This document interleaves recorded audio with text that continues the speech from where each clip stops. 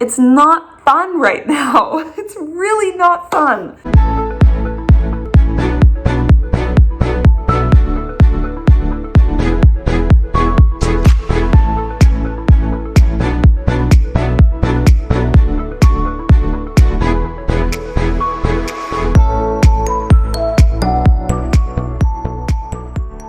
I wasn't going to film a 9-week pregnancy update. I was going to do a 9 and 10-week joint one, but I feel like a steaming pile of garbage today, so I figured what better way to preserve the journey than to document it when I am feeling all the things. Today is Thursday, October 7th. Thanks to my ultrasound, which I had. If you haven't seen that video, I'll put it in the iCards above. I now turn a new week on Tuesdays instead of Thursdays. So yeah, I am 10 weeks and 2 days today. However, this video is only going to be covering 9 weeks even to 9 weeks and 6 days. So we're just going to keep it at the 9-week update.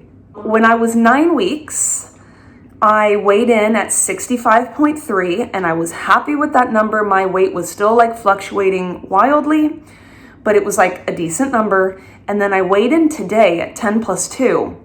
And I weighed in at 65.3 again. So yay, I did not weigh myself between those 2 points. So I may have gone up and down swinging by a kilo like I've been this whole pregnancy so far. But listen, if we're just talking about snapshots, my weight has stayed stable this week, which is good.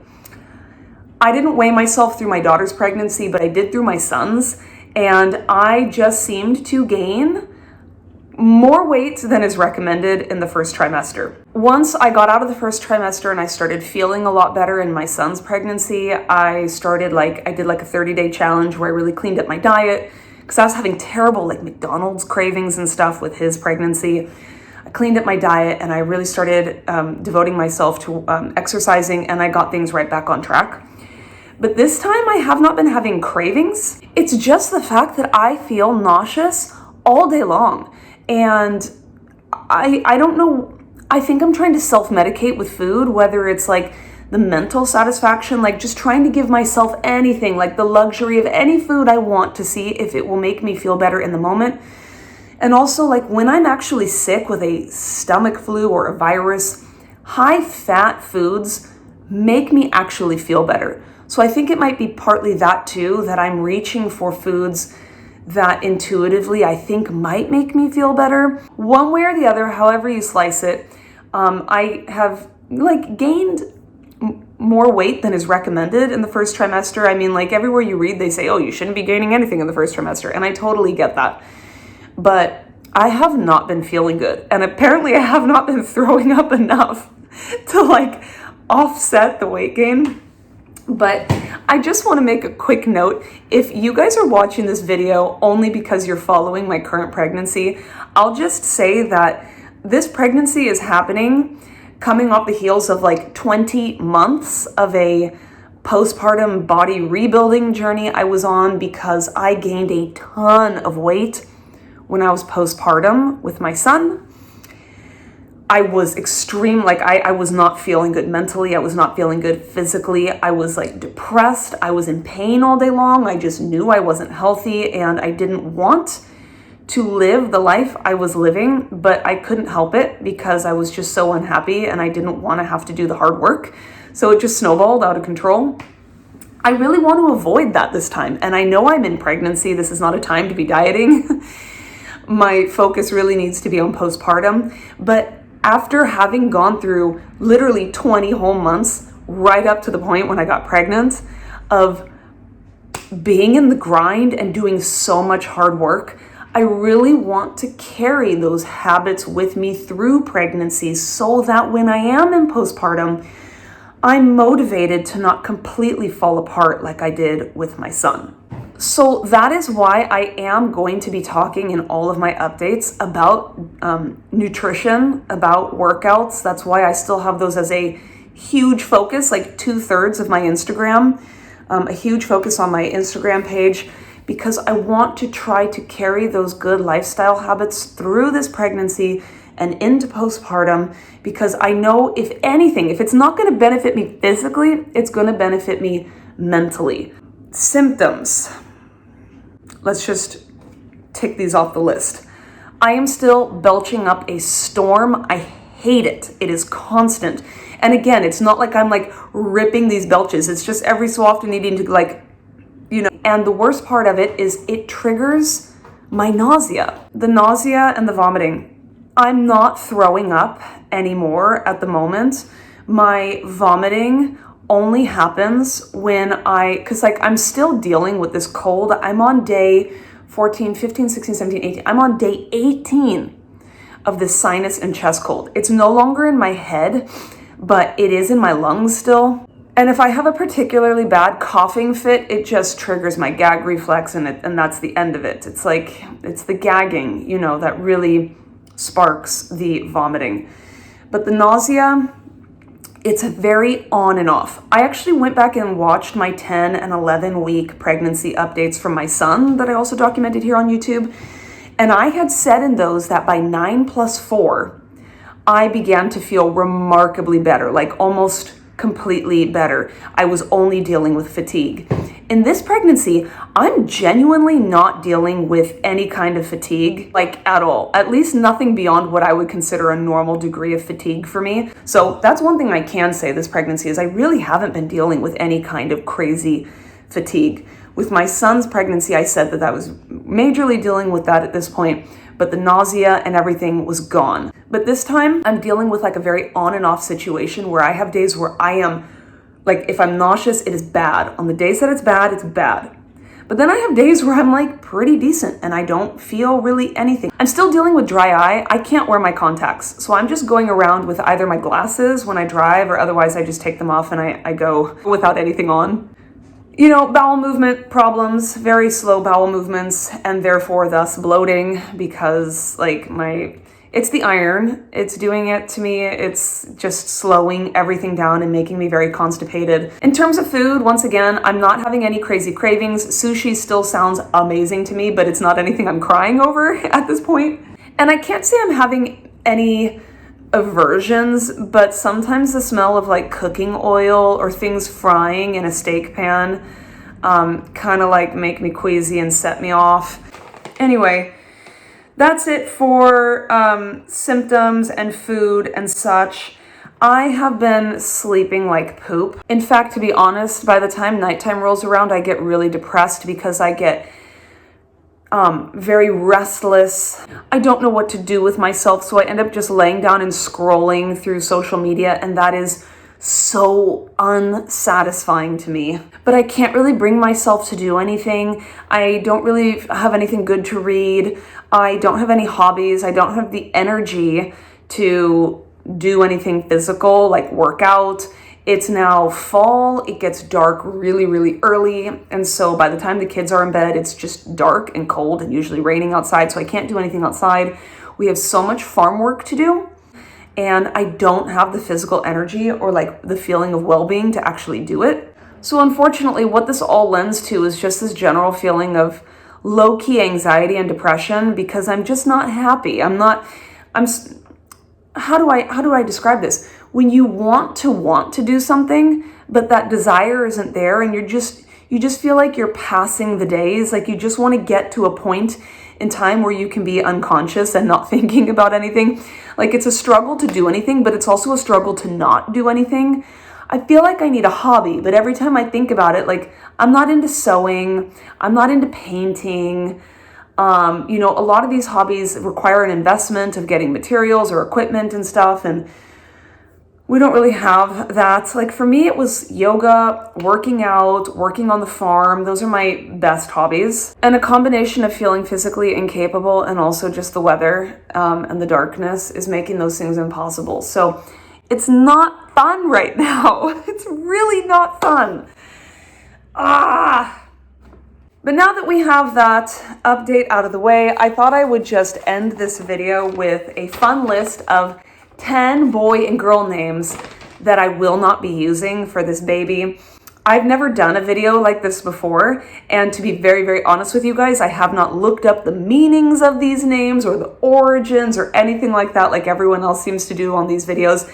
They are just 10 girl names and 10 boy names, that have been on my revolving list of favorite baby names over the years. I thought I would share them anyway, in case they provide a muse for any of you guys. We will start with the boy list. This was my number one preferred name when we were pregnant with our first child, who later turned out to be a girl, but it's Caspar.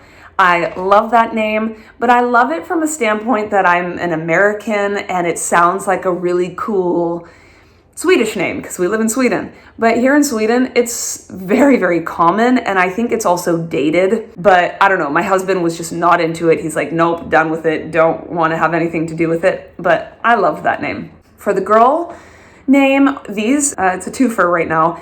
I love these names, and I still love these names. But my husband shot down the first one, and with the second one, he says he likes it, but he just doesn't see it. He cannot envision us having a child being named that. And the names are Ile and Isla. I really love the name Ile. I had a colleague at my job before I moved here to Sweden. He lives in Australia, and they named their first daughter Ile, and ever since I heard that, I'm just like, oh my God, that is such a beautiful name. But my husband is like, nope, it's too extra. And he just can't see us ever using the name Isla. I think it's beautiful, but he's not into it. Number 2 name for boy is Bodhi. I just love that name. Unfortunately, I've seen some people use it recently, so it's lost its specialness to me, so I'm kind of like, meh. Number 2 for girl, still one of my absolute favorites, but my husband says it sounds too Lord of the Rings. But the name is Elowyn. It's Welsh. And I love the name itself, Elowyn. I just think it's very graceful and beautiful. But I also love the nickname Winnie. How cute is that? I just love it, Winnie. Number 3 for boys, it's similar to Bodhi, and it's Bowie. I listened to a podcast on Australian birth stories where the mom said that they named their son Bowie, and I'm like, oh, that's really cute. Maybe my husband would like it, but he shot it straight down. Number 3 for girls, again, this is a favorite name of mine, and it's never gonna happen, and I have to meet my husband halfway on this because of like regionally where he grew up. Living so close to Russia, there's like some negative connotations to certain names, but it's the name Lennon. I love the name Lennon. I also love Lennon for a boy, although I don't like the nickname Lenny. Anyway, husband doesn't like it, so it's not gonna happen. Number 4 for a boy is Logan. I just like it. I think it's cool. Husband doesn't like it. Number 4 for a girl, the number 1 on my list for decades, Eden. And I went to school with a girl who spelled it YDN. Or else there's the traditional EDEN. I just think it's beautiful. Husband isn't into it. Number 5 for a boy is Michael. Very common name, but I love the nickname Mickey. I think it's so cute. And I do feel like we dropped the ball and missed an opportunity because I feel like my son, I feel like his name should have been Mickey. And it was my number 1 name for him. But my husband knows someone named Mickey with our last name, and he does not respect the guy. He was not a good person, so it killed the name for him. And like, we all have names like that where if you just think about the name, yeah, it's beautiful, but you know someone that you really don't respect or you don't like, it kills the name. And number 5 for girl, and this was the other one that was top of my list forever, is Ivy. I just got sick of it, and it became popular in recent years. I know a bunch of people who've named their kid Ivy in recent years, so I'm just not, lost its edge to me. Number 6 for a boy is the name Zane. I babysat a little boy. His name was Zane. I've always loved that name. I thought it was cool and edgy. They named him after an author named Zane Grey, I believe. I'm unfamiliar with the author, but the reason I love Zane is because I think the nickname Ziggy is really cute, and I feel like they could go hand in hand. But my husband thinks both of those are absolutely ridiculous, and so that's off the list. Number 6 for a girl is an Irish name, and it's pronounced different than it's spelled. It's Aisling, and I just think it's beautiful. I think it's unique, but classy. Husband's not a fan. Number 7 for a boy. So the name is Karsten. It is Norwegian, and I really love it. I think I love it most because there is a Norwegian kids show that's been dubbed in Swedish that my daughter likes, and it's called Karsten och Petra. And I just love the jingle, like the beginning song of the show, and I just love the show in general. The kids are cute, it's a sweet show, and I've like watched and heard it enough times that the name Karsten really grew on me, but my husband hates it. So that's out. Number 7 for a girl name. This is a very fun story that I want to lock in time. When we were still in our 2-week wait, before we knew we were pregnant, I had a dream where I was walking through the forest on the route I take my dogs all the time. And in the afternoons when it's sunny, the sun will come through the trees, and it's just very hazy because there's a lot of moisture in the air, especially when it's warm and it's like evaporating the moisture from the forest floor. And so it's just like this really beautiful hazy sunlight comes through. So I dreamt that scene, and I dreamt this single feather just like making a zigzag Z as it's flying from the sky down to the floor. And this name came into my head. I don't know how I learned it. I don't know where it came from. My only thought is that maybe I heard it in the background on the TV because the Olympics were going on at the time. And the name is Fena. And I actually looked it up, and it's an old Dutch name. Like, it's like an old Dutch lady name, but it's starting to kind of come back into popularity. So that's why I think I maybe heard it on the TV. But I just thought it was so beautiful. Fena. Husband hates it. Number 8 is Arlo. My husband and I both enjoy this name, but the main dairy producer here, like the biggest big name dairy producer in Sweden, is Arla. So it doesn't really work well. My number 8 for girls is the name Bryn. Funny story, this was the name my mom wanted to name me, but she couldn't like agree with my dad on it. I love it. My husband isn't a fan of it, but it also doesn't work in Swedish because it translates to a word. I forget what it is, if it means eyebrow, brun. I don't remember. I'll put the translation down on the screen below, but it's lost in translation. But I love the name Bryn. And similarly, number 9 for a boy is Parker. My husband and I both love the name Parker, and we think it works great with our last name as well. The only problem is Parker means parks in Swedish, so it just doesn't work well. It would be awkward for a kid to be named Parker here in Sweden. Number 9 is the name Sunny. I don't really know where this name came from because it's not a name I think I would actually like, but I heard it somewhere at some point, and I was just sort of like, oh my God, that's such a cute name. But my husband hates it. Number 10 is Rowan. It's not one of those names I'm super fond of or love, and it's getting pretty popular right now, I feel like, in the baby name world. But I do really like it, but my husband hates it. He says it's another one of those names that reminds him of Lord of the Rings. And number 10 for a girl, 2 completely unrelated names that I squished both into the number 10 spots. First one is Renly. I just think that's a really cute name, but my husband thinks it's too outlandish. He thinks it's one of those crazy American names. And the other one is Celeste. I grew up idolizing a girl that was like several years older than me. She was in my brother's grade. I just idolized this girl named Celeste because she was such a talented soccer player, and she was so nice. She talked to me, and I'm like the little sister of my oldest brother, so I just thought she was so cool. So it's always had this very lovely connotation for me, but my husband hates it.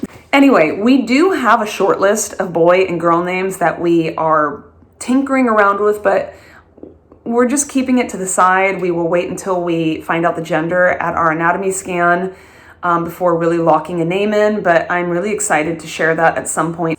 Anyway, this was a long one. Thank you for sticking it out with me, and I guess I'll see you guys in the next video, which will either be in 1 week or 2 weeks from now. I just don't know. So we'll talk soon. Bye.